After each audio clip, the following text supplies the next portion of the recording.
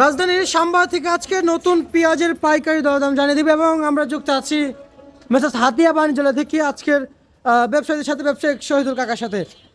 আসসালামু আলাইকুম। ওয়ালাইকুম আসসালাম রহমাতুল্লাহ ও বারাকাতু। কেমন আছেন? আলহামদুলিল্লাহ, আল্লাহ খুব ভালো রাখছে। কাকা, আজকের দিনে এই মুড়ি কাটা পেঁয়াজ আমদানি কেমন হয়েছে?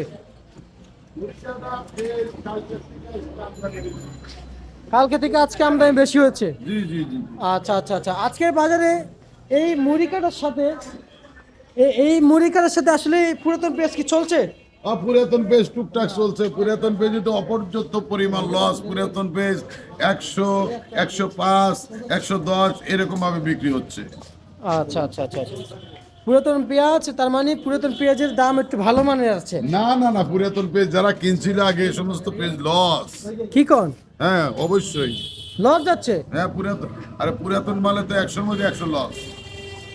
আচ্ছা আচ্ছা আচ্ছা, আমরা বিগত প্রায় 20 থেকে 18 দিন আগে আপনার মুখ থেকে ডায়লগ শুনেছি আলু নিয়ে, কিন্তু এখনও সেই আপনার মনে হচ্ছে, আমার মনে হচ্ছে সেই ডায়লগ দেওয়ার সময়টা এসেছে যে আলু কিন্তু 10-এর নিচে আছে। তাই একটু সেই ডায়লগটা একটু দিবেন আমাদেরকে। আলু মনে করেন যে আলু এই দেশে এখন অপর্যাপ্ত পরিমাণ নতুন আলু এসেছে, কিন্তু পুরাতন আলুর মান একবারেই কমে গেছে। মানুষের অনেক কথা বলছে না, কারো মনে মনে হাঁস, কারো সারের সর্বনাশ। আজকে বর্তমান সেই পুরাতন আলু আলাগারে সারে সর্বনাশ হতে যাচ্ছে, কিন্তু নতুন আলুগেরেও দাম পাচ্ছে না। নতুন আলু উপরে 12, 13, 14, 15, 16 হাইট দামে বিক্রি হচ্ছে। নতুন পুরাতন আলুর জন্য নতুন আলুর দামও কমে গেছে।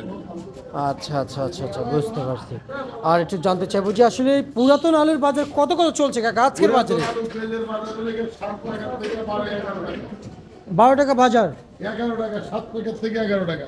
কাকা, রসুন নাকি অখাদ্য হয়ে গেছে? রসুন অখাদ্য, রসুন আজকে উঠেছে এক পার্কের 100 বস্তা।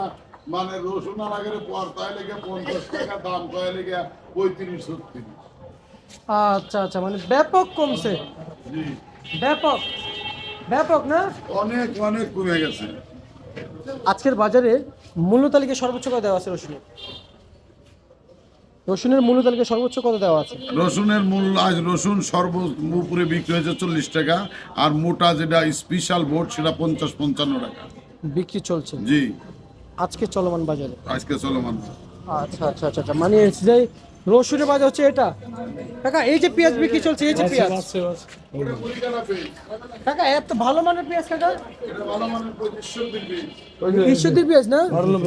ঈশ্বরদীর পেঁয়াজ। প্রিয় দর্শক, আমরা দেখতে পাচ্ছি কি পরিমাণে বিক্রি চলছে মুড়ি কাটা। মুড়ি কাটা ভালো বিক্রি হচ্ছে। মুড়ি কাটার বাজার আজকে মনে করেন 68 থেকে 70 টাকা, 72 টাকা, 73 টাকা উপর বাজার। আচ্ছা আচ্ছা, আর নিচের বাজার? নিচের বাজার হইল 67, 65, 68। আচ্ছা, আপনারা এই এলসি নিয়ে কি বলতে চান এই মুহূর্তে? এলসি বর্তমান আমাদের দেশে যে অপর্যাপ্ত পরিমাণ নতুন পেজের আমদানি, LC না আছে, খালি আমাদের দেশে কাশিয়ে 200 টাকা পাবে। আর এলসি থেকে এমন এমন আমদানি হয়, তাহলে তো ওই আপনার নতুন পেজে লাগলেও অনেক কিছু ক্ষতি করে দিবে। আচ্ছা আচ্ছা আচ্ছা, বুঝতে পারছি। তার মানে আমরা এলসির উপর নির্ভরশীল না হয়ে দেশের উপর নির্ভরশীল হই। দেশের অবশ্যই দেশের উপর নির্ভরশীল হলে আমাদের দেশ বাঁচবে, দেশের জনগণ বাঁচবে, দেশের কৃষক বাঁচবে, সবাই বাঁচবে। আচ্ছা আচ্ছা আচ্ছা, বুঝতে পারছি বুঝতে পারছি।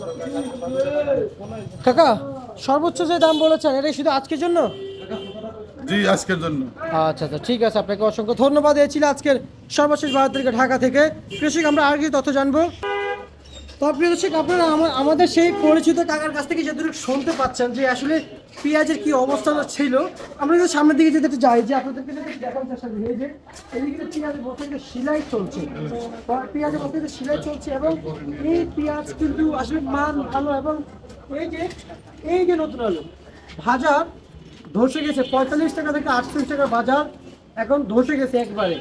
আর পুরাতন আলুর বাজার যদি বলি, একেবারে বলতে গেলে যে 10 টাকা যে পানির বোতল আছে না, 10 টাকার পানির বোতল কিন্তু আছে, 10 টাকার পানির বোতল হচ্ছে ওই পুরাতন আলুর বাজার এতটা নির্মম পরিমাণ চলে গেছে। ব্যবসায়িকরা শুধুই হতাশাগ্রস্ত এই আলু পেঁয়াজ নিয়ে।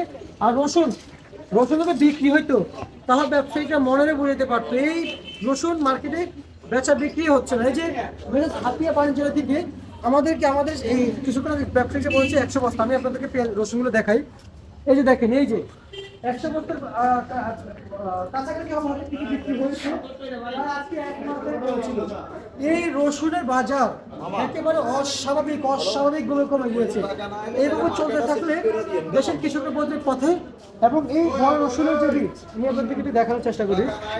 এই বড় রসুনের বীজ আমাদের দেশে সরকার যদি এনে দিতে পারে, একটু দেখার চেষ্টা করতে আপনাদেরকে যদি একটু দেখাই, আপনারা বুঝতে পারবেন। এই যে আমাদের দেশে কিন্তু এই বড় রসুনগুলো চলে, এই বড় রসুনগুলো আমাদের দেশে চলে।